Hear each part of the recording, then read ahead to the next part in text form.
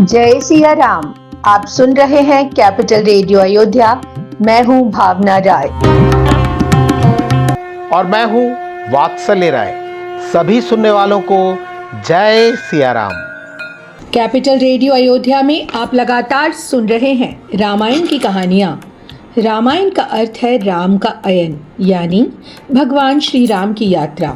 ये वो यात्रा पथ है जिस पर बढ़ते हुए राजकुमार राम मर्यादा पुरुषोत्तम भगवान हो गए। पिछले एपिसोड में हमने सुनाया कि कैसे भगवान राम ने एक ही बाण से रावण के 10 मुकुट और मंदोदरी के कुंडल गिरा दिए। रावण ने इसे हंसी में उड़ाने की कोशिश की, लेकिन भय सबके मन में बैठ चुका था। अगर आपने वो एपिसोड नहीं सुना है तो हम उसका लिंक डिस्क्रिप्शन बॉक्स में साझा कर रहे हैं। और अब आगे की कथा। शयन करहु निज निज ग्रह जाई, गवने भवन सकल सिर नाई। मंदोदरी सोच उर बसेऊ, जब ते श्रवणपुर मही खसेऊ। रावण ने सभा विसर्जित कर दी और दरबारियों से कहा, सब अपने अपने घर जाकर सो जाओ, डरने की कोई बात नहीं है। सभी राक्षस सिर झुकाकर अपने घरों को चले गए, लेकिन रानी मंदोदरी सोच में डूबी हुई थी। जब से मंदोदरी के कान से टूटकर कुंडल जमीन पर गिरे थे, उनके हृदय में गहरा डर बैठ गया था। वो समझ चुकी थी ये कोई साधारण बात नहीं, बल्कि स्वयं ईश्वर की चेतावनी है। सजल नयन कह जुग कर जोरी, सुनहु प्राणपति बिनती मोरी। कंत राम विरोध परिहरहु, जानि मनुज जनि हठ लग धरहु। मंदोदरी ने हाथ जोड़ लिए, उनकी आंखों में पानी था। वो रावण से प्रार्थना करने लगी, हे नाथ, मेरी एक विनती सुन लीजिए। भगवान राम का विरोध त्याग दीजिए, उन्हें केवल एक साधारण मनुष्य समझने की भूल मत कीजिए। ये हठ आपके और लंका के विनाश का कारण बन जाएगी। मंदोदरी जानती थी कि रावण को समझाने के लिए उसे सत्य का दर्शन कराना होगा। मंदोदरी ने रावण को भगवान राम के विश्व रूप के बारे में बताना शुरू किया। विश्वरूप रघुवंश मनि, करहु बचन विश्वास।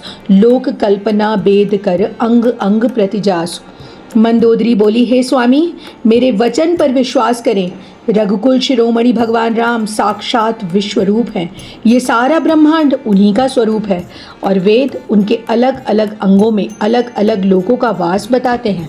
पद पाताल शीस अजधामा, अपर लोक अंग अंग विश्रामा। भ्रिकुट बिलास भयंकर काला, नयन दिवाकर कच घनमाला। पाताल भगवान के चरण हैं और ब्रह्मलोक उनका मस्तक है।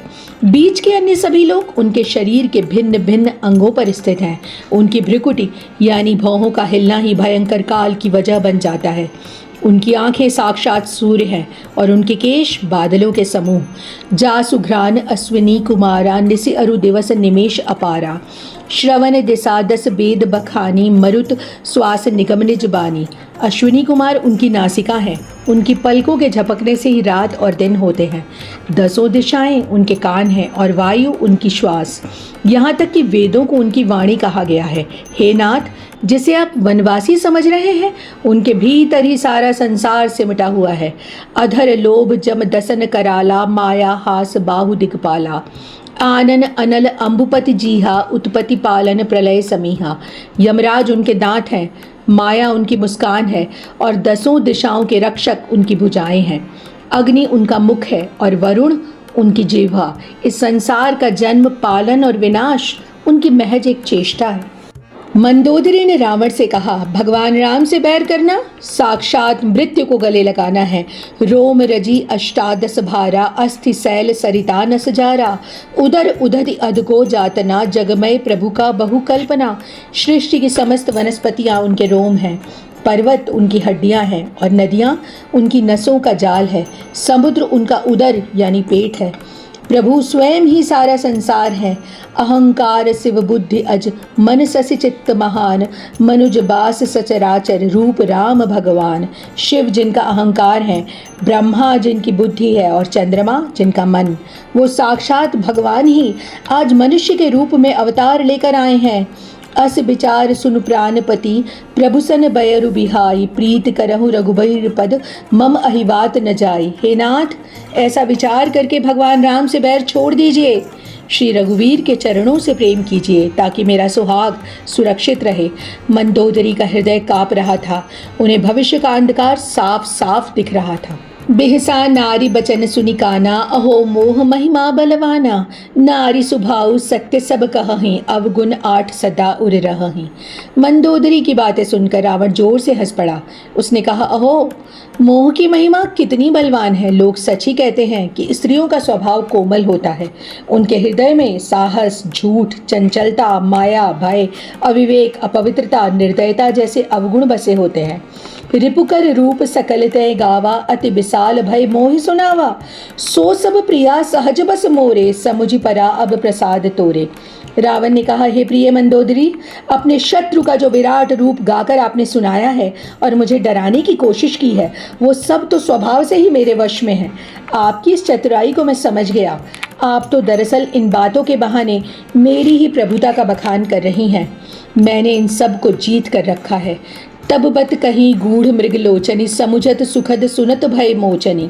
मंदोदरी मन महु अस ठयऊ, पियहि काल बस मति भ्रम भयऊ। रावण ने मंदोदरी की बातों को विनोद में टाल दिया।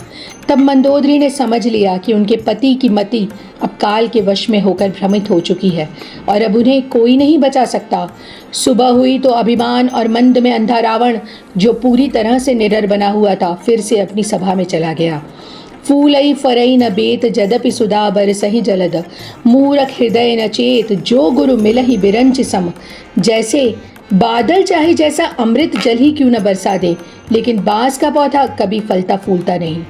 ठीक उसी तरह अगर किसी मूर्ख को ब्रह्मा जी के समान ज्ञानी गुरु भी मिल जाए तो भी उसके हृदय में ज्ञान का प्रकाश नहीं फैलता। इस एपिसोड में इतना ही। अगले अंक में हम आपको सुनाएंगे आगे की कथा। कार्यक्रम को पसंद करने और शेयर करने के लिए हम आप सभी सुनने वालों के बहुत आभारी हैं।